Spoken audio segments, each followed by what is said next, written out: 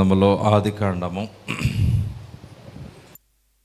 32వ అధ్యాయము 10వ వచనం దగ్గర నుంచి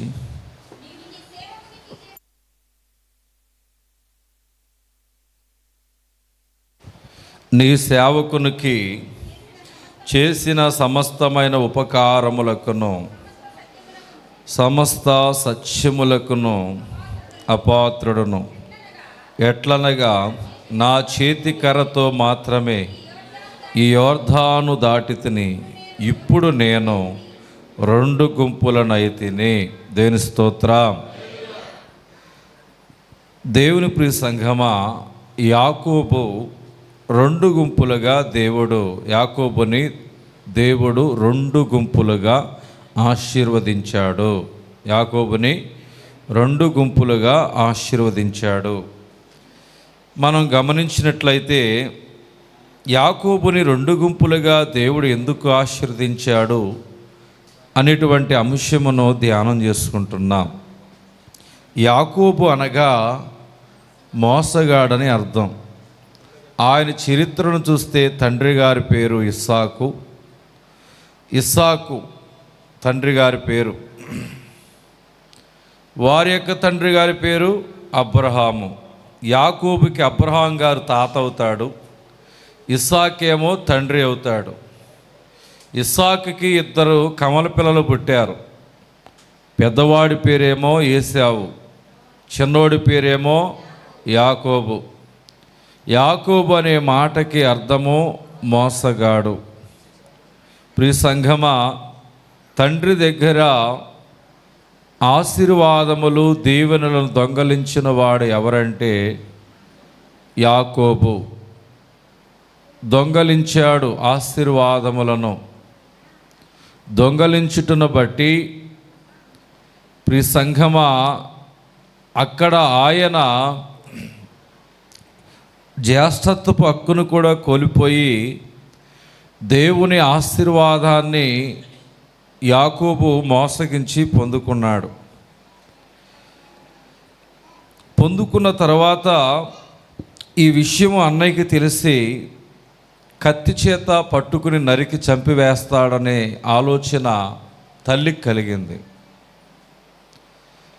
తండ్రికి కూడా కలిగింది. కనబడితే చంపేస్తాడు సహోదరుడు అనేటువంటి పరిస్థితి ఉంది. ఇక్కడి నుంచే మొదలైంది కాబోలు ఈ యొక్క మాట. అన్నదమ్ములైన వారు మరి చావును కోరుతారు అనేటువంటి మాట. సొంత అన్నైన వాడు తమ్ముడు కనపడితే చంపాలని చూచాడు. దేవుని స్తోత్రం, దేవుని స్తోత్రం. అటువంటి పరిస్థితి వస్తుందని భయపడింది, అదే వచ్చింది. తల్లి ఏదైతే భయపడిందో అదే వచ్చింది. జీవితంలో మనం ఒకటి జ్ఞాపకం ఉంచుకోవాలి. యథార్థవంతులని ఏబు తన అనుభవంలో ఒక మాట చెప్పాడు. ఏబు గ్రంథం 3:26లో, ఏది వచ్చినని నేను బహుగా భయపడితేనో అదియే నాకు సంభవిస్తుంది, నాకు భీతి పుట్టించినదే నా మీదకి వచ్చుచున్నది అన్నారు. మనం ఏదైతే భయపడతామో అదే జరిగిద్ది. దేని గురించి అయితే చింతపడతామో అదే జరిగిద్ది. తుమ్మినా దగ్గినా ఏది చేసినా క్యాన్సర్ ఉందేమో అని భయపడుతున్నాం అనుకో, ఖచ్చితంగా క్యాన్సర్ రోగమే వస్తుంది.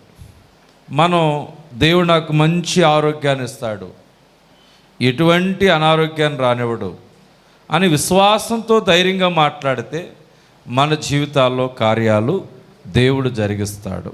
దేవుని స్తోత్రం, దేవుని స్తోత్రం. మా నాన్న తెస్తాడో తేడంటే మా పిల్లోడే అనుమానంగా అన్నాడు కాబట్టి వాళ్ళు తేపోతే ఏమైంది, మా పిల్లోడికి ఎప్పుడైనా నా గురించి అర్థమైపోయిందిగా అని మానేస్తాడు. అదే మా నాన్న ఎప్పటికైనా మర్చిపోడు, తెస్తాడు అంటే ఎంత ఇబ్బంది అయినా కానీ దాన్ని దాటుకుని తెస్తాడు. దేవుడు అటువంటి నమ్మకస్తుడైన వాడుగా ఉన్నాడు. భయపడొద్దు దేని విషయంలో. తల్లి భయపడింది. మొదట్లో బాగానే చక్కగా పెరిగారు, కానీ ఈ యొక్క ఆశీర్వాదాల విషయంలోకి వచ్చేపాటికి తేడా వచ్చింది.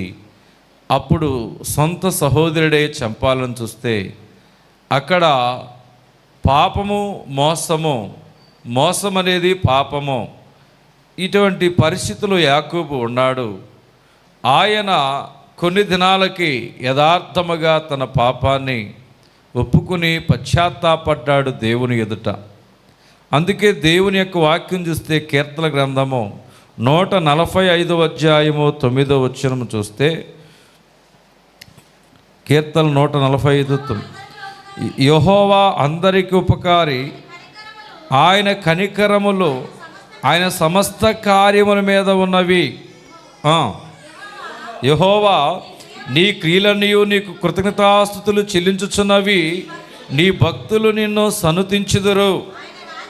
ఆయన రాజ్య మహోన్నత ప్రభావమును ఆయన బలమును నరులకు కలుగచేయుటకై ఈ భక్తులు నీ రాజ్య ప్రభావమును గూర్చి చెప్పుకుందరు. దేవుని స్తోత్రం.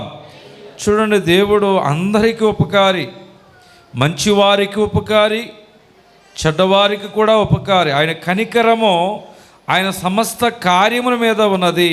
ఆయన కనికరము సమస్త కార్యముల మీద ఉన్నది. యెహోవా నీ క్రియలనియు నీ కృతజ్ఞతాస్తుతులు చెల్లించున్నవి, నీ భక్తులు నిన్ను సన్నుతించెదరు. దేవుడి నామానికి మహిమ కలుగును గాక. ఈ యొక్క యాకోబు ఎడల దేవుడు ఏం చూయించాడంటే కనికరమును చూయించాడు. అరే బాబు, నువ్వు ఎక్కడ ఉంటే మీ అన్న ఏదో టైంలో వచ్చి మంది మార్బలంతో వస్తాడేమో, చంపేస్తాడేమో, నీవు ఈ స్థలాన్ని విడిచి వర్ధనరాములో నీ మేనమా ఉన్నాడు. దేవుని స్తోత్రం. ఎవరైనా మోసగాళ్ళకి మోసగాడు పేరేంటి చెప్పాలి? లాబాను. దేవుని స్తోత్రం. హల్లెలూయా. యాకోబే మోసగాడంటే చెప్పాలి. అమ్మా, బహుశా మేనమామ పోలికలు ఎవరికి వచ్చి ఉంటాయి?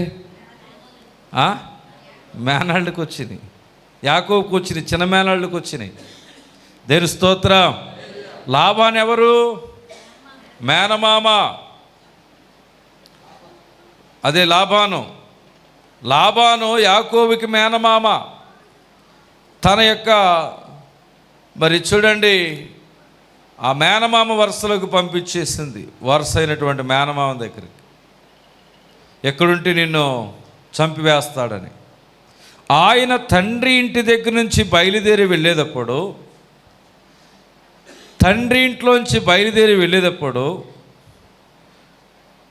చూడండి,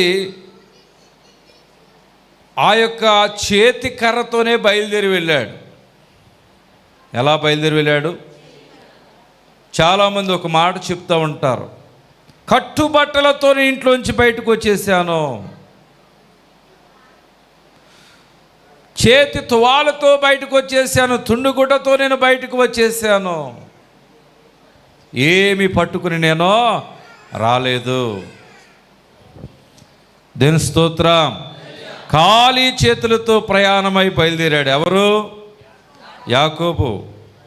ఇక్కడ కూర్చున్న వాళ్ళ జీవితాలు కూడా చాలామంది జీవితాలు సంపన్న కుటుంబాలు ఉన్నాయి, మంచి కుటుంబాలు ఉన్నాయి, ఖాళీ చేతులతో బయలుదేరి వచ్చిన వారి కుటుంబాలు కూడా ఉన్నాయి.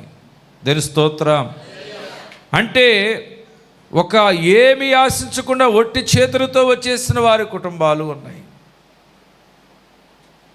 కానీ యాకోబు తెలియక తప్పిదం చేశాడేం కానీ ఆయన రిలీజ్ అయి పశ్చాత్తాపడ్డాడు. ఇశ్రాయేలుగా పేరు మార్చబడింది. ఆయన పేరు మోసగాడు మార్చబడ్డాడు. ఆయన పేరేం పెట్టాడు దేవుడు? ఇశ్రాయేలు. మోసగాడు చచ్చిపోయాడు, మోసం చేసేవాడు చచ్చిపోయాడు. దేవుని ప్రజలుగా మారిపోయాడు. ఆయన పేరు మీదుగా జనాంగం వచ్చింది, ఇశ్రాయేలు. ఆయన పేరేంటి చెప్పండి? ఇశ్రాయేలు. యాకోబు పేరే ఇశ్రాయేలు. మార్చబడిన తర్వాత పేరు ఇది. అందుకే బాప్తిసం ఇచ్చేటప్పుడు మనకు పేర్లు మారుస్తూ ఉంటారు. దేని స్తోత్రం. ఏదైనా పేరుంటే ఆ పేరు తీసేసి మనకి కొత్త పేరు పెడతారు. పాపములో చచ్చిపోయిన తర్వాత క్రీస్తు యేసులో బ్రతికిన వారికి ఒక మంచి పేరుని దేవుడు వారికి అనుగ్రహింప చేస్తాడు. మునుపు సౌలు రక్షించబడిన తర్వాత సౌలు ఏమయ్యాడు? పౌలుగా మార్చబడ్డాడు. సౌలే అంతకుముందు హింసకుడు, దోషకుడు, హానికరుడు. మార్పు చెందాక ఆయన పౌలుగా మార్చబడి బ్రతుకుట క్రీస్తే, చావైతే లాభం అన్నాడు. ఆ రీతిగా యాకోబు మోసగాడు మారిపోయి దేవుని బిడ్డగా మారిపోయాడు, ఇశ్రాయేలుగా మారిపోయాడు. దేవుడు అలాగున మార్చాడు. ఇంటి దగ్గర నుంచి ఎలా బయలుదేరి వెళ్ళాడు? ఆయన చేతి కర్రతో బయలుదేరి వెళ్ళాడు. అటువంటి యాకోబుని ఎలా దేవుడు ఆశీర్వదించాడంటే 2 గుంపులుగా ఆశీర్వదించాడు, 2 అంతలుగా ఆశీర్వదించాడు. ఇంటి దగ్గర నుంచి ఒంటరిగా ప్రయాణమై వెళ్ళినటువంటి యాకోబుని గుంపులు కలిగినటువంటి బలవంతుడిగా దేవుడు చేశాడు. గట్టిగా చెప్దాం. ఈరోజు ఇక్కడ ఒంటరిగా ఉన్నారేమో మీరు. అన్నదమ్ములైన వారు చాలామంది ఉంటారు, అక్క చెల్లెలైన వారు చాలామంది ఉంటారు, బంధువర్గమైన వారు చాలామంది ఉంటారు. దేవుని ప్రియ సంఘమా, దేవుడు ఒక్కడే మనకు నమ్మకస్తుడు. ఆయన నమ్ముకోండి, మిమ్మల్ని స్థిరపరుస్తాడు. నువ్వు ఎదుగుతూ ఉంటే సంతోషించేది దేవుడు ఒక్కడే. నువ్వు ఎదుగుతూ ఉంటే సంతోషించేది దేవుడు ఒక్కడే. దేవుడు కోరుకున్నది కూడా అదే. 1:28 ఆదికాండం, మీరు ఫలించండి, అభివృద్ధి పొందండి, విస్తరించండి, భూమిని నింపండి, దాన్ని మీరు లోబరుచుకోండి అని ప్రభు చెప్పాడు. దేవుడు నువ్వు అభివృద్ధి చెందాలని కోరుకుంటున్న దేవుడు. మానవులైన వారు నువ్వు ఎప్పుడు అభివృద్ధి చెందుతావో, నువ్వు నిలబడినటువంటి అభివృద్ధి చెందేటువంటి ఆ కాళ్ళను నరికేయాలి, ఆ యొక్క మార్గమును నరికివేయాలి, నిన్ను పడగొట్టాలని నరులు చూస్తారు. కానీ నువ్వు పడిపోతే లేవనెత్తాలని, నిన్ను నిలబెట్టాలని, నిన్ను గెలిపించాలని దేవుడు చూస్తాడు. ఆమెను చెప్దాం. ఇప్పుడు చెప్పండి, ఎవరు కావాలి మనకి? అమ్మా, దేవుడు కావాలి. యాకోబుకి అందరూ ఉన్నారు, కానీ ఒక టైం వచ్చేపాటికి ఆయన ఏమయ్యాడు తెలుసా? ఒంటరి వాడయ్యాడు. ఏమయ్యాడు చెప్పండి? ఒంటరి వాడయ్యాడు. అందరూ ఉన్నారు, తండ్రి ఉంది, తల్లి ఉంది, అన్నున్నాడు, అందరూ ఉన్నారు. ఆ ఒంటరి వాడు మార్పు చెంది ఎవరిని ఆశ్రయించాడంటే, తన తాతగారి దేవుడైనా తన తండ్రి గారి దేవుడైనా యెహోవాని ఆశ్రయించాడు. అందుకే చేతి కర్రతో బయలుదేరినటువంటి యాకోబుని 2 గుంపులుగా దేవుడు ఆశీర్వదించాడు. ఈనాడు దేవుని మీరు కోరుకుంటే, దేవుని మీరు ప్రేమించగలిగితే మనలని ప్రభు ఆస్తికి కర్తలుగా చేస్తాడు. ఆమెను చెప్దాం. ప్రాణము సహా ద్వేషించుకుంటే మీరు నాకు పాత్రలు కారు. ఈరోజు నీకు నడు నొప్పి వచ్చింది, కాళ్ళు నొప్పి వచ్చింది, తలనొప్పి వచ్చింది, బలహీనత వచ్చింది, గుడి మానేస్తావా? గుళ్ళోకి వస్తావా? వచ్చే వారం వెళ్దామంటావా? దేవుని ప్రేమించేవాడైతే నా ప్రాణం పోయినా పర్వాలేదు, నేను గుళ్ళోకి వెళ్ళాలంటాడు. నువ్వు ఎంత ఎక్కువగా గుడిలోకి వస్తావో అంత దగ్గరగా, అంత ఎక్కువగా నీ దగ్గరికి దేవుడు వస్తాడు. ఆమెను చెప్దాం. ఆమేన్. ఎంత ఎక్కువగా దేవుని సన్నిధిలోకి మనం రాగలుగుతామో అంత ఎక్కువగా దేవుని దగ్గరికి వస్తాడు. అంత ఎక్కువగా నీ దగ్గరికి వచ్చి నీ ప్రార్థనలు ఆలకిస్తాడు, నీ మనవలు ఆలకిస్తాడు. నువ్వు మనవి చేసిన మనవల నీ జీవితాల్లో నా ప్రభు నెరవేరుస్తాడు. యాకోబు దేవుణ్ణి ఆశ్రయించాడు, చేతికర్రతో బయలుదేరాడు. నన్ను అందరూ అన్ని విడచినా, నన్ను అందరూ అన్ని విడచినా, ఎన్నడను విడువనట్టి యేసు కావాలి, ఎన్నడను విడువనట్టి యేసు కావాలి. ఎవరు కావాలి? నాకెవరు కావాలి? ఎవరు కావాలి? నాకెవరు కావాలి? యేసు తప్ప బ్రతుకునందు ఎవరు కావాలి?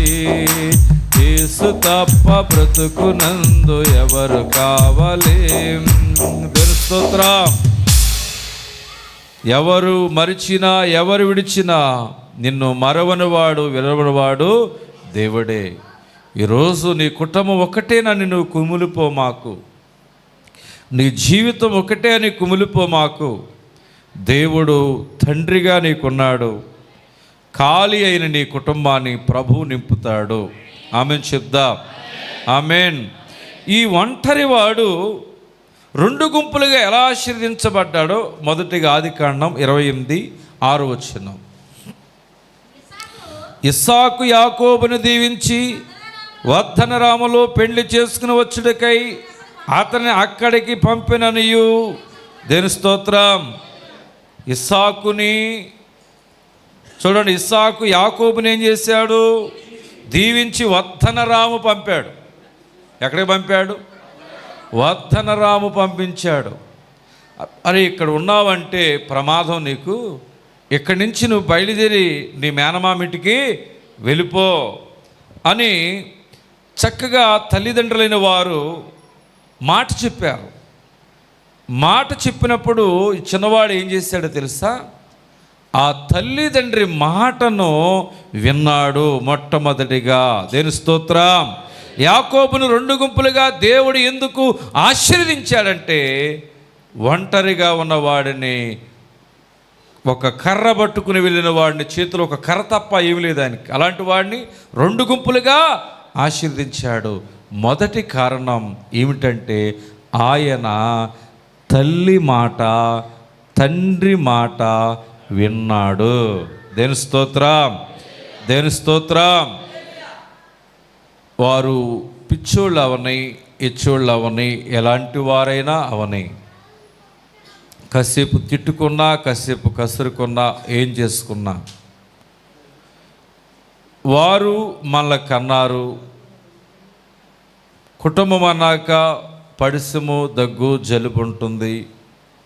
వచ్చినంత మాత్రమున పడిసం వచ్చిందని ముక్కును కోసివేసుకోలేం, చెవిపోటు వచ్చిందని చెవి కోసివేసుకోలేం, గొంతుకు నొప్పి వచ్చిందని గొంతుకును కోసుకోలేం. సరి చేసుకుంటాం, బాగు చేసుకుంటాం. దేని స్తోత్రం. అలా సరి చేసుకుంటూ బాగు చేసుకుంటూ దేవుడు తల్లిదండ్రులైన వారు కూడా కొన్ని బ్లెస్సింగ్స్ అనేది ఇచ్చాడు, దీవెనలు ఇచ్చాడు బిడ్డలైన వారికి. అవి తల్లిదండ్రుల ద్వారా మనం పొందుకోవాలి. తండ్రి మాట తల్లి మాటను విన్నాడు. ఎవరు చెప్పండి? యాకోబు. దేవుని యొక్క వాక్యం ఏం చెప్తుందంటే, ఎఫెసీ పత్రిక 6:1 పిల్లలారా, ప్రభునందు మీ తల్లిదండ్రులకు విధేయులయుండుడి, ఇది ధర్మమే. నీకు మేలు కలిగినట్లు నీ తల్లిని నీ తండ్రిని సన్మానించుము, అప్పుడు నీవు భూమి మీద దీర్ఘాయుష్యమంతుడు వగుదవు. ఇది వాగ్దానముతో కూడిన ఆజ్ఞలలో మొదటిది. దేని స్తోత్రం. మనం దీర్ఘాయుష్యమంతులు అవుతాము. నీ తల్లిని తండ్రిని సన్మానించమని ఒక చోట చెబితే, రోమాపత్రిక 1:30 అంటాడు, కొండెగాండ్రను, అపవాదుకులను, దేవదేశకులను, హింసకులను, అహంకారులను, బెంకములాడువారును, చెడ్డవాటిని కల్పించువారును, తల్లిదండ్రులకు అవిధేయులను, అవివేకులు. తల్లిదండ్రులైన వారికి కొంతమంది ఎలా ఉంటారు చెప్పండి? అవిధేయులుగా ఉంటారు. దేని స్తోత్రం. వారికి ఏమాత్రము కూడా మంచి ఏంటి చెడేంటి అని కూడా వారికి చెప్పకుండా వారు ఎలా ఉంటారు చెప్పండి? అవిధేయులుగా ఉంటారు. సామెతల గ్రంథము 30:17. సామెతల గ్రంథము 30:17. తండ్రిని అపహసించి తల్లి మాట విననల్లని వాని కన్నులు లోయ కాకులు పీకును, పక్షిరాజు పిల్లలు దానిని తినును. దేని స్తోత్రం. తండ్రిని మాట వినాలి, తల్లి మాటను వినాలి. వినని ఎడల వాని కన్నులు లోయ కాకులు పీకునంటే ఎక్కడ చచ్చిపోతామో మనకు తెలియదు. సమాధి కూడా సరిగా చేయబడం. అప్పుడు కాకులు గెద్దలు వచ్చి ఏం చేస్తాయి చెప్పండి? మన దేహాన్ని తింటాయి అంట, కళ్ళు పొడుచుకుని తింటాయి అంట. అంటే దిక్కులేని చావు చచ్చిపోతామంట. అవి పొడుచుకుని తింటున్నాయి అంటే అర్థం ఏంటి? మట్టిలో పాతి పెట్టబడితే పొడుచుకుని తినేవి కాదు. మట్టిలో మనం పాతి పెట్టబడక ఎక్కడో చచ్చిపోయాం కాబట్టి పక్షిరాజులు ఏం చేస్తాయంట? పొడుచుకుని తింటాయంట. సామెతలు 23:25 చూద్దాం. నీ తల్లిదండ్రులు నీవు సంతోషపెట్టవలెను, నిన్ను కనిన తల్లిని ఆనందపరచవలెను. దేని స్తోత్రం, దేని స్తోత్రం. కాబట్టి నీ తల్లి ముదిమియందు ఆమెని నిర్లక్ష్యము చేయకుము. ఏమని చెప్పండి? నీ తల్లి ముదిమియందు. మరి 23:25 ఏముంది? నీ తల్లిదండ్రులు నీవు సంతోషపెట్టవలెను, నిన్ను కనిన తల్లిని ఆనందపరచవలన్నాడు. 22వ వచనములో నిన్ను కనిన నీ తండ్రి ఉపదేశము అంగీకరించము, నీ తల్లి ముదిమియందు ఆమెను నిర్లక్ష్యము చేయకుము. దేని స్తోత్రం. ఒకప్పుడు ఎలా ఉన్నా ఇప్పుడు దేవుని యొక్క వాక్యం విన్నటువంటి నీవు దేవుని వాక్యానికి లోబడి నడుచుకోండి. అంటే మరి మా అమ్మగారు లోకానుసారంగా అన్యులండి, మరి ఆ మాట వినమంటారా అంటే అది కాదు. దేని స్తోత్రం, దేని స్తోత్రం. దేవుని విషయాలలో మనము తల్లిదండ్రుల మాటను వినాలి, దైవజనుల మాటను కూడా వినాలి. చేతి కర్రతో బయలుదేరిన వాడు దేవుడు అతడిని 2 గుంపులుగా బలమైనట్టి జనముగా ఆశీర్వదించాడు అంటే దానికి మొదటి కారణం ఏమిటంటే ఆయన తల్లి తండ్రుల మాటని విన్నాడు. ఒకప్పుడు నువ్వు ఎలా ఉన్నావో, వారు ఇచ్చోళ్ళు అవని పుచ్చోళ్ళు అవని ఏదైనా అవని, కొన్ని సందర్భములోనైనా ఎప్పుడైనానో కానీ ఢిల్లీకి రాజైనా తల్లికి కొడుకే. దేని స్తోత్రం, హల్లెలూయా. కాబట్టి వారి మాటను వినుటను బట్టి 2 ఆశీర్వాదం మనకి కలుగుతుంది, 2 ఆశీర్వాదం కలుగుతుంది. ఏదైనా ఉన్నప్పుడే మనము వారితో ఎంజాయ్ చేయగలుగుతాం, వారితో చక్కగా జీవించగలుగుతాం. అదే ప్రేమ తల్లిదండ్రులు కూడా ఉండాలి. ఒక సత్యం ఏమంటే తెలుసుకోవాలంటే, పెళ్ళైన కాంచేమో భార్య ఏమో బెల్లమైంది, అమ్మేమో అల్లమయ్యింది అని చెప్తున్నారు చాలామంది. దేని స్తోత్రం.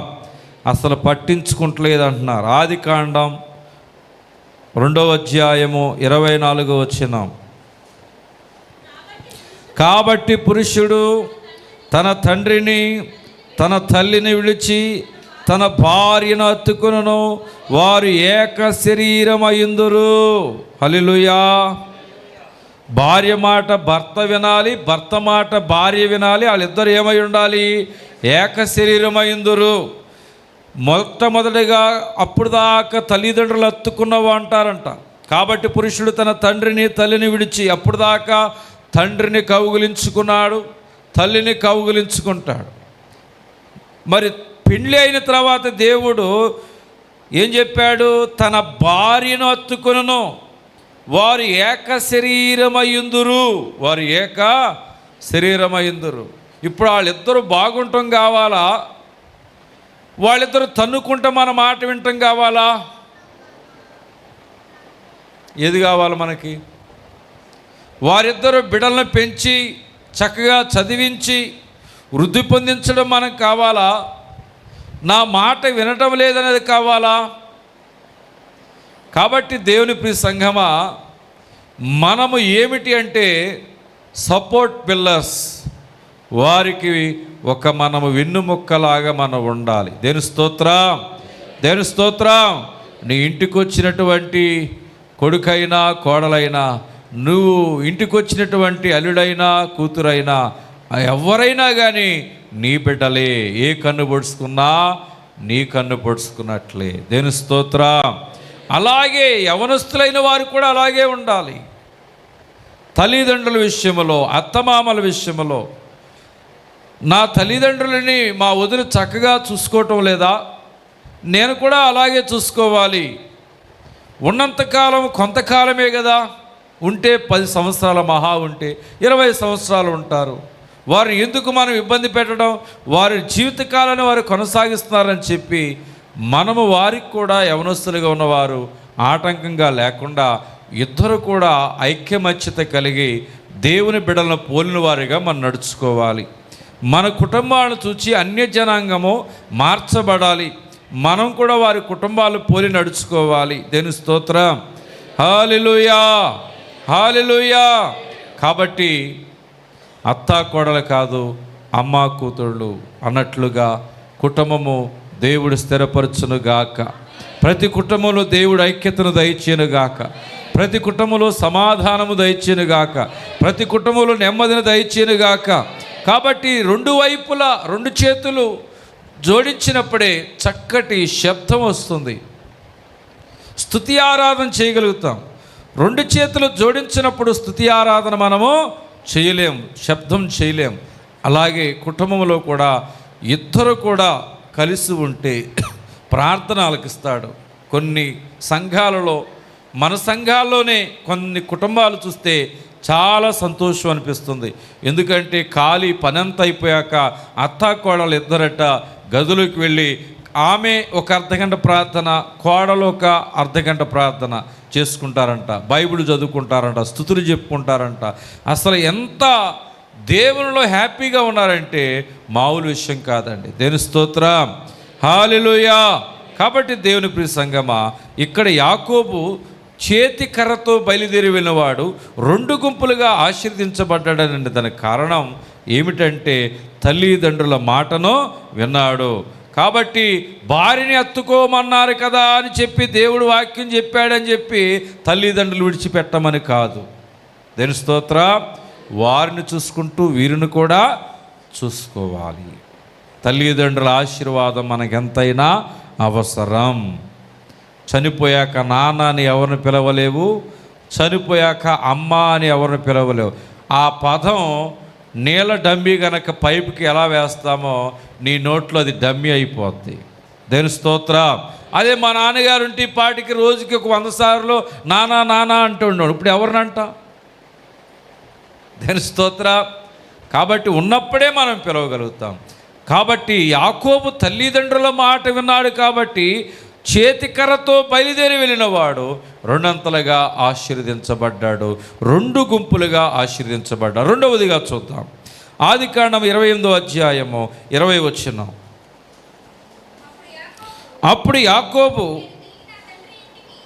యాకోబు తిరిగిన తండ్రి ఇంటికి క్షేమముగా వచ్చినట్లు దేవుడు నాకు తోడయుండి నేను వెళ్ళుచుని మార్గములు నన్ను కాపాడి తినుటకు ఆహారము ధరించుకున్నటకు వస్త్రములు నాకు దయచేసిన యెడల యెహోవా నాకు దేవుడయుండును, మరియు స్తంభముగా నిలిపిన ఈ రాయి దేవుని మందిరమగును, మరియు నీవు నాకిచ్చు యావత్తులో 10వ వంతు నిశ్చయముగా నీకు చెల్లించదనని మొక్కుకొనేను. దేవుని స్తోత్రం. ఇక్కడ రాబడిలో 10వ భాగం అనేది తన అబ్రహాము గారు తాతగారి దగ్గర నుంచి ఉంది. అది జ్ఞాపకం చేసుకున్నాడు దేవుడు చెప్పిన మాట. దేవుని స్తోత్రం, హల్లెలూయా. దేవుని ప్రియ సంఘమా, ఖాళీ చేతులతో బయలుదేరి వెళ్ళాడు. మొక్కుబడి అనేది ఎవరు చెప్పారు? మానవులు చెప్పారా, దేవుడు చెప్పాడా? మొక్కుబడి చెల్లించమని దేవుడే చెప్పారు. దేవుని స్తోత్రం. ఇక్కడ మొక్కుబడిని 10వ భాగమును జ్ఞాపకము చేసుకుని ఆ మాటని నెరవేరుస్తున్నాడంటే ఇక్కడ ఎవరి మాట విన్నాడు ఈయన? ఇప్పుడు రెండవదిగా దేవుని మాట విని ఆ మాటను గైకొనుచు నెరవేర్చుటకు సంసిద్ధుడయ్యాడు. దేవుని మాట విని గైకుంటున్నాడు. ఒకటి 10వ భాగము నేను ఇస్తానన్నాడు, రెండవది మొక్కుబడి చెల్లిస్తానన్నాడు. ఎప్పుడన్నాడు ఈ మాట? చేతిలో ఒక కర్ర మాత్రమే ఉంది. యోర్దాను దాటాడా? అప్పటికి యోర్దాను దాటలేదు. దేవుని స్తోత్రం, హల్లెలూయా. సరే, యోర్దాను దాటినా దాటకపోయినా ఇప్పుడు ఆయన ఖాళీ చేతులతో ఉన్నాడు. ఆయన చేతులు ఏముంది చెప్పండి? ఒక కర్రే ఉంది. ఖాళీ అయిపోయాడు, ఒంటరిగా మిగిలిపోయాడు. అటువంటి సమయంలో దేవునితో నిబంధన చేసుకుంటున్నాడు. మనం కూడా మన కుటుంబాల్లో కూడా మన జీవితాలు ఎత్తు పల్లాలు ఉంటాయి, ఖాళీ అయిపోతూ ఉంటాయి. దేవుని ప్రియ సంగమా, ఆర్థికముగా ఒక టైంలో ఒకలా ఉంటాం, ఒక టైంలో ఖాళీ అయిపోతాం. అన్ని రోజులు ఒకేలాగా ఉండవు. జీవితం అంతా ఒడిదుడుకులతో ఉంటుంది. అందరూ మనవారే, అందరూ ఎప్పుడు ఒకేలాగా ఉంటారని అనుకోవద్దు. పరిస్థితులు తారుమారవుతాయి, పరిస్థితులు నీకు ఎదురవుతాయి. దేవుని ఆధారం చేసుకోవాలి. ఒంటరిగా ఉండేవారు, యాకోబు ఒంటరితనములో ఉండగా రాత్రిపూట ఎవరిని ఆధారం చేసుకున్నాడంటే ఏమీ లేనప్పుడు, చూడండి, ఆయనకి కట్టుకోవడానికి వస్త్రం లేదు, తినడానికి తిండి లేదంటాడు. ఎవరికి? యాకోబుకి. కట్టుకోవడానికి వస్త్రం లేదు, తినటానికి తిండి లేదు. మనకి ఇల్లుంది, చుట్టూ ప్రహారీ కూడా ఉంది, అన్నీ ఉన్నాయి, కాపుదల ఉంది. ఆయనకి కాపుదల కూడా లేదు. ఆయనకి ఏం లేదు చెప్పండి? కాపుదల కూడా లేదు. అందుకే ఆయన అంటాడు,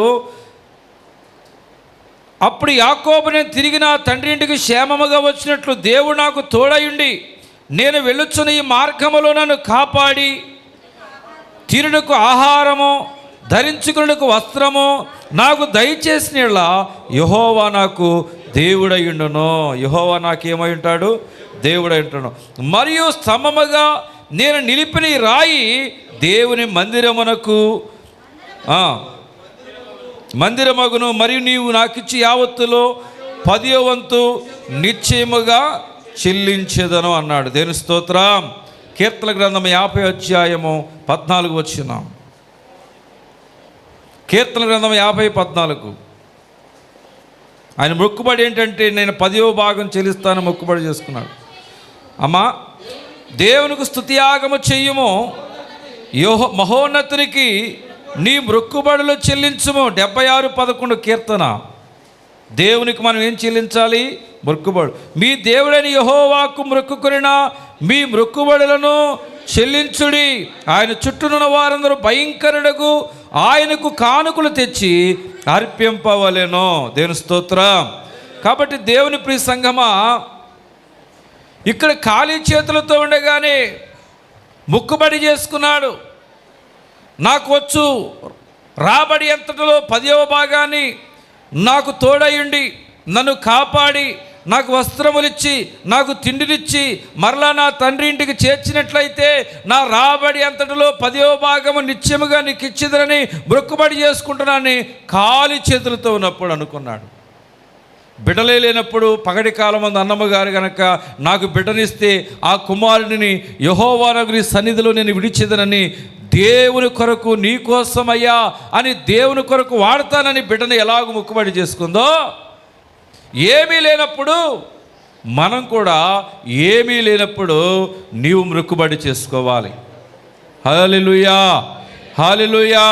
గృహము లేదా, భూమి లేదా, ఉద్యోగం లేదా, ఆరోగ్యం లేదా, నీ పరిస్థితులు ఎదురు తిరిగి ఓటమిలో ఉన్నావా, నీకు నీ జీవితంలో ఏది జరగాలో ఆ కార్యం దేవుడు నెరవేర్చాలని నువ్వు తలంచినప్పుడు, నీవు జరగనప్పుడే దేవుని సన్నిధిలో నువ్వు తీర్మానం చేసుకోవాలి, ఒక నిర్ణయం చేసుకోవాలి, ఒక మొక్కుబడి చేసుకోవాలి. అయ్యా, నాకు ఇలాగున చేస్తే నేను నీ సేవ కొరకు ఉపయోగపడినట్లుగా నా భూమి ఇలా ఉంటుంది, నా బిడ్డలు ఇలాగుంటారు, నా కుటుంబం ఇలాగుంటుంది, నా జీవితం నీకు ఇలాగుంటుంది. ఆయన అదే అన్నాడు, నాకు వచ్చు రాబడిలో 10వ భాగాన్ని నీకు ఇస్తాను. అంటే దేవుని కొరకు నేను వాడతాను, దేవుని కొరకు నా సొమ్ముని వాడతాను. నీవు నాకు గనక తినటానికి తిండిచ్చి కట్టుకోవడానికి వస్త్రం ఇచ్చి నువ్వు నాకు తోడుగా ఉండి నన్ను కాపాడితే ఆయన చేతిలో ఉంది ఒక కర్ర తప్ప తాగడానికి కుక్కుడు నీళ్ళు కోడలేవు. అటువంటి పరిస్థితిలో ఉన్నాడు. అటువంటి పరిస్థితిలో కరువులో దేవునితో తీర్మానం చేశాడండి. హల్లెలూయా. ఒంటరిగా ఉన్నాడు. ఆ ఒంటరితనంలోనే దేవునితో తీర్మానం చేశాడు. తోడు ఎవరు లేరు, ఒంటరిగా ఉన్నాడు. చీకటిలో రాత్రంతా దేవునితో ఆయన పెనుగులాడాడు. దేవుని స్తోత్ర. హల్లెలూయా. ప్రియ సంఘమా, నీవు నేను కూడా దేవుని కొరకు వాడబడాలి అని మొక్కుబడి చేసుకోవాలి. దేవుని కొరకు నేను వాడబడాలి అని మొక్కుబడి మన మొక్కుబడి ఎలాగుండాలి చెప్పండి? దేవుని సేవ కొరకు వాడబడాలి. ఆమేన్ చెప్దాం. ఆమేన్. నువ్వు చేసుకునే మొక్కుబడి ఎవరికి వాడబడాలి? అది దేవుని సువార్తకు కానీ, దేవుని పరిచర్యకు కానీ, దేవుని మందిరానికి కానీ వాడబడాలి, దేవుని మందిర పరిచర్య కొరకు. హల్లెలూయా.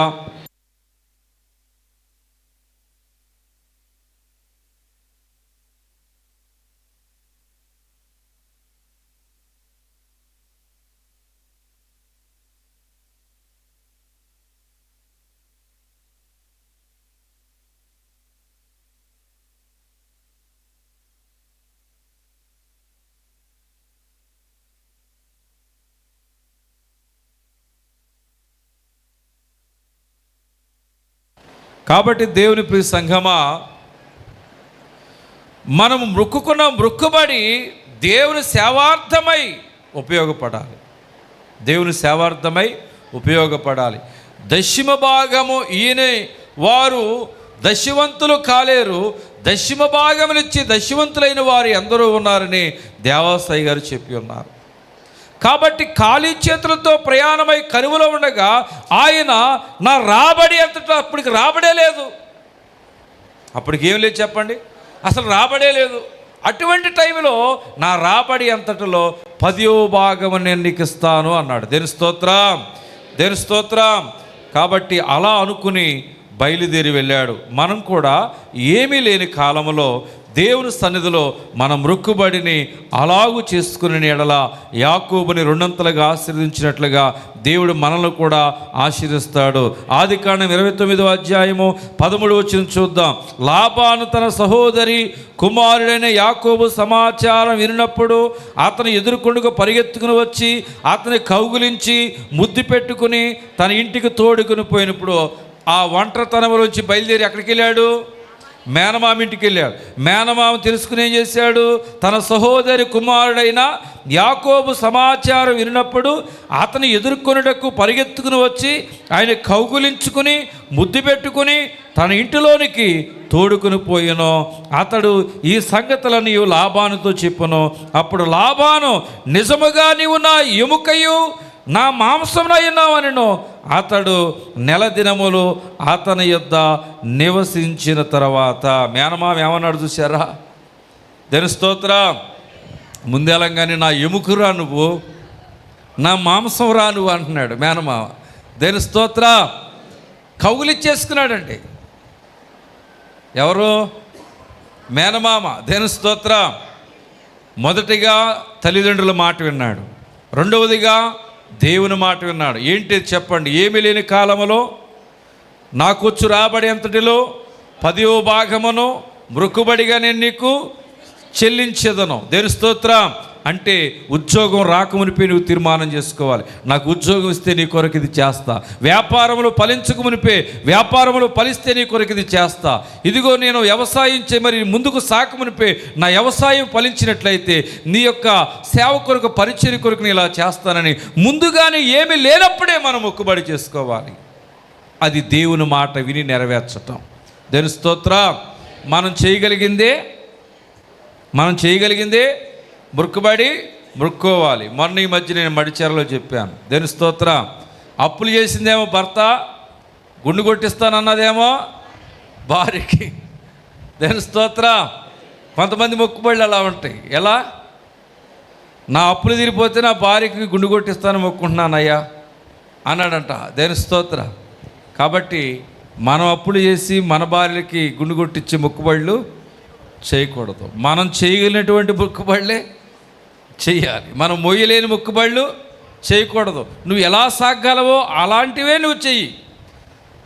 నేను ఇంద్రుని చేస్తాను, చంద్రుని చేస్తాను, ఆకాశం కంటే ఎత్తేసేస్తాను, పందిరని టైపులో ఇటువంటి ఉత్తిత్తి మాటలు మాట్లాడు మాకు దేవుని వస్తుంది. మొక్కుబడి మొక్కుకొని ఆ మొక్కుబడి చెల్లింపకునుడి కంటే అసలు మొక్కుకొనకునుటయే మేలు అంటున్నాడు. కాబట్టి మొక్కుబడి మొక్కున్నావంటే తప్పకుండా నెరవేర్చాలి.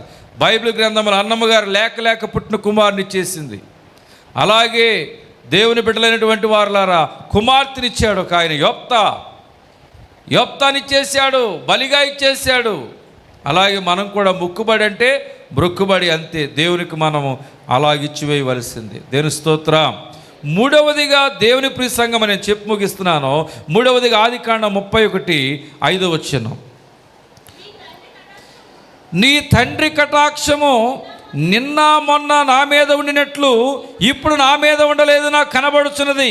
అయితే నా తండ్రి యొక్క దేవుడు నాకు తోడై ఉన్నాడు. మీ తండ్రికి నా యావచ్చక్తిలో కొలివి చేసి తిని మీకు తెలిసినది. మీ తండ్రి నన్ను మోసపుచ్చి 10 మార్లు నా జీతం మార్చెను. మేనమా ముందు ఎలాగానే ఏం చేశాడు చెప్పాలి? కౌగిలించేసుకున్నాడు, ముద్దు పెట్టేసుకున్నాడు. హల్లెలూయా. అరే నువ్వు నా మాంసంలో మాంసంరా, ఏమన్నాడు చెప్పండి? నువ్వు నా మాంసంలో మాంసంరా, నా ఎముకలలో నువ్వు ఒక ఎముకరా అని చెప్పి ఆదరించాడు. ఆదరించిన తర్వాత ఇక నిదానంగా గొర్రెలు మేకలు ఉన్నాయి ఆయనకి. ఏమని చెప్పండి? గొర్రెలు ఉన్నాయి పెద్ద సంత ఉందండి. ఈ రోజు తిండి ఎవడు ఊరిని పెడతాడని చెప్పి ఆ మేనమామ ఏం చేశాడంటే గొర్రెలు కాపిస్తాకి 7 సంవత్సరాలు పాలేరుతానని చెప్పించాడు. ఏం చేశాడు? 7 సంవత్సరాలు పాలేరుతానని చెప్పించాడు. మళ్ళీ ఏం చేశాడు? చిన్నపిల్లలు ఇస్తాను పెళ్లి చేసుకోరా అన్నాడు. దేని స్తోత్రం. 7 సంవత్సరాలు కొలువు చేశాడు.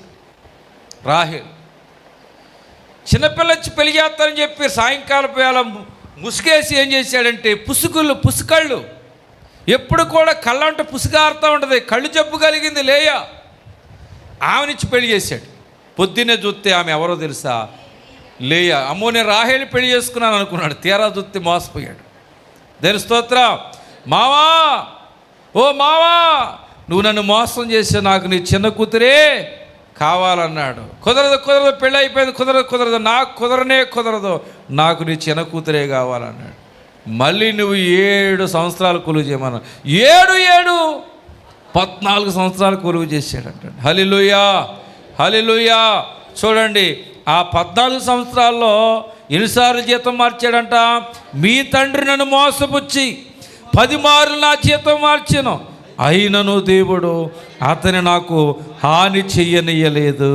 గట్టిగా చెప్దాం హల్లెలూయా. యాకోబు ఖాళీ చేతులతో, ఒక కర్ర చేత ప్రయాణమైన వాడు, ఒక తుండిగుడ్డ చేత, ఒక పీలిక చేత బయలుదేరి వెళ్ళినవాడు 2 గుంపుల జనాంగంగా దీవించబడ్డాడంటే ఒకళ్ళు దోసుకుని కాదు, ఒకళ్ళు కొట్టి కాదు, ఒకళ్ళు ఆక్రమించి కాదు, కష్టపడ్డాడు. బాగా కష్టపడ్డాడు, బహుగా కష్టపడ్డాడు. రాత్రి పగలు బహుగా మందను మేపాడు. అందుకనే బాగా కష్టపడుచున్నటువంటి యాకోబుని దేవుడు చూసి యాకోబుని 2 గుంపులుగా దేవుడు ఆశీర్వదించాడు. గట్టిగా చెప్తాం హల్లెలూయా. మేనమామ 10 సార్లు మోసం చేసిన, ఎవరు తోడొచ్చినా రాకపోయినా, ఎవరు సహాయం చేసినా సహాయం చేయకపోయినా, ఎవరు అన్యాయం చేసినా ఎవరు అన్యాయం చేయకపోయినా ఆ ఒక్కడు దేవుడు నమ్ముకున్నాడు. ఎంత కష్టం చేశాడో ఆ కష్టాన్ని 10 సార్లు మోసం చేశాడు. ఎవరో? లాబాను. హల్లెలూయా. దేవుని బిడ్డలైనటువంటి వారులారా, 10 సార్లు మోసపోయినా కానీ కష్టపడి సంపాదించినటువంటి గుర్రెలన్నిటిని లాగేసుకున్నాడు. కానీ దేవుడు కష్టపడేవాళ్ళని ఎప్పుడు కూడా అన్యాయం చేయడండి. కష్టపడేవారిని దేవుడు ఎప్పుడు అన్యాయం చేయడు. మేనమామ 10 సార్లు మోసం చేసినా కానీ మేనమామకి మించిన ఆశీర్వాదం ఎవరికి ఇచ్చాడు? దేవుడు యాకోబుకి ఇచ్చాడు. అంతగా ఆశీర్వదించాడు. గట్టిగా చెప్తా హల్లెలూయా. దేవునికి ఎవరిష్టో చెప్పండి? కష్టపడేవారంటే దేవునికి ఇష్టలు. కాబట్టి సామెతలు 6వ అధ్యాయము 6వ వచనం చూడండి. నిన్ను సోమరి చేమల యొద్దకు వెళ్ళి వాటి నడతను కనిపెట్టి జ్ఞానము తెచ్చుకొనుము. దేని స్తోత్రం. నీవు 2 గుంపులుగా 2 అంతలుగా ఆశీర్వదించబడాలంటే 3వదిగా యాకోబులాగా బాగా కష్టపడాలి.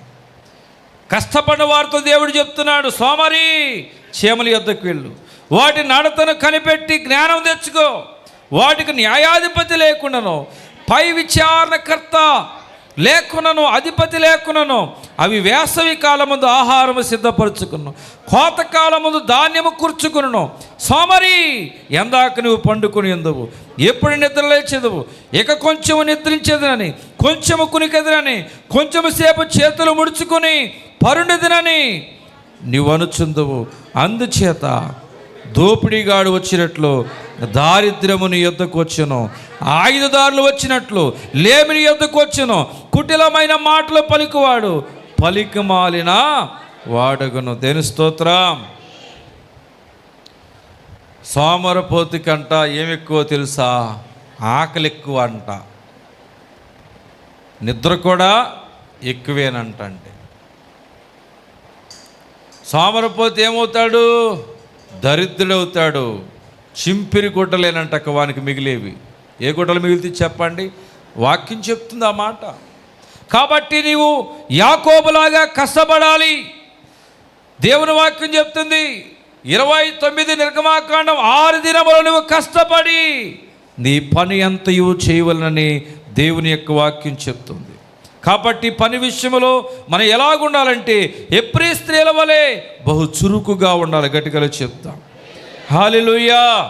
దేవుని ప్రియ సంఘమా, మడిచేర్ల సంఘం మడిచేర్లో మందిరం కడుతున్నారు కదా.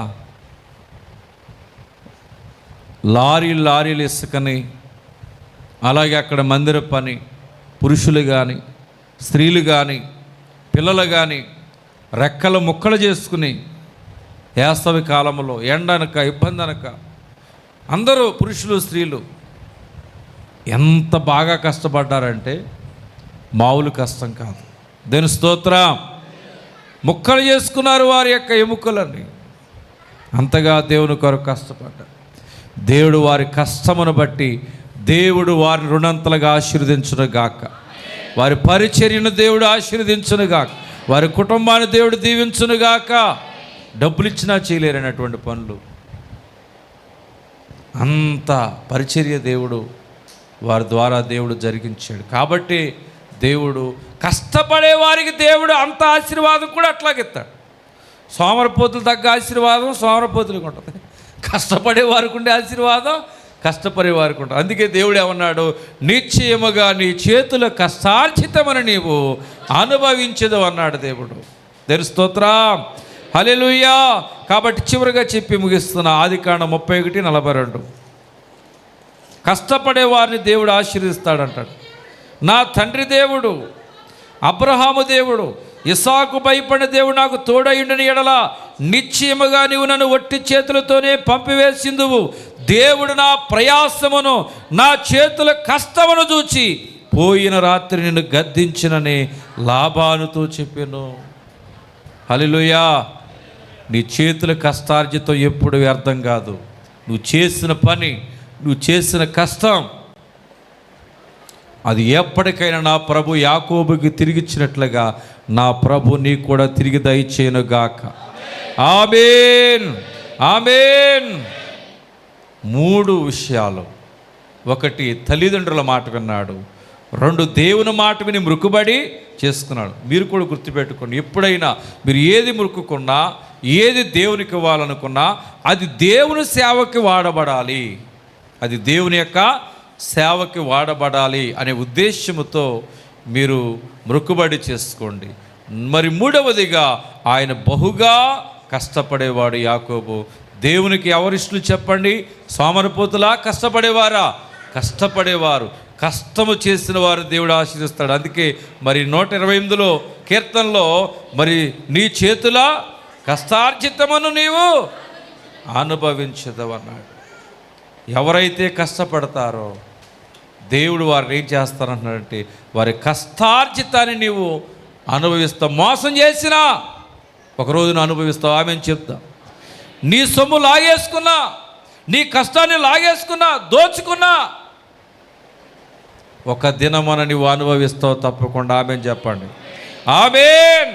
నేను ఎంత చేశానో, ఎంత ఇచ్చానో అని నువ్వు బాధపడుతున్నావా? దేవుడు నీతో మాట్లాడుతున్నాడు. బహుగా ప్రయాసపడే ఓ క్రైస్తవుడా, కష్టపడేటువంటి ఓ క్రైస్తవుడా, నీ చేతుల కష్టార్జితం వ్యర్థమో కానేరదు. దేవుడు నీ కష్టమును బట్టి యాకోబును రెండంతలుగా ఆశీర్వదించినట్లుగా నిన్ను కూడా దేవుడు ఆశీర్వదించును గాక. యాకోబుని ఎలా ఆశీర్వదించాడు చెప్పని? ఒంటరిగా వెలువాడిని 2 గుంపులుగా ఆశీర్వదించాడు, బలమైనట్టి జనముగా మార్చాడు. అందుకే ఆయన పాడుకుంటూ వస్తున్నాడు, ఏమీ లేనప్పుడు నన్ను దీవించెను, అసలేమీ లేనప్పుడు నన్ను దీవించెను, ఇంతవరకు యెహోవా సహాయపడెను, ఇంతవరకు యెహోవా సహాయపడెను. ఏమీ లేనప్పుడు నన్ను దీవించెను, అసలేమీ లేనప్పుడు నన్ను దీవించెను, ఇంతవరకు యెహోవా సహాయపడెను. కన్నీరు దుఃఖము బాధయు నిరాశయో పూర్ణముగా పోవు దినము వచ్చెను. కన్నీరు దుఃఖము బాధయు నిరాశయు పూర్ణముగా పోవు దినము వచ్చెను. అందరూ చేయి విడిచిన యేసు చేయి విడువడు, అందరూ చేయి విడచిన యేసు చేయి విడువడు, ఇంతవరకు యెహోవా సహాయపడెను, ఇంతవరకు యెహోవా సహాయపడెను. అందరూ పాడుదాం. ఏమీ లేనప్పుడు నన్ను దీవించెను, అసలేమీ లేనప్పుడు నన్ను పాడాలి గొంతెత్తి. ఏమీ లేనప్పుడు నన్ను దీవించెను, అసలేమీ లేనప్పుడు నన్ను దీవించెను, ఇంతవరకు యెహోవా సహాయపడెను, ఇంతవరకు యెహోవా సహాయపడెను. దేవుడి కొద్ది మాటలు దేవుడు దీవించును గాక.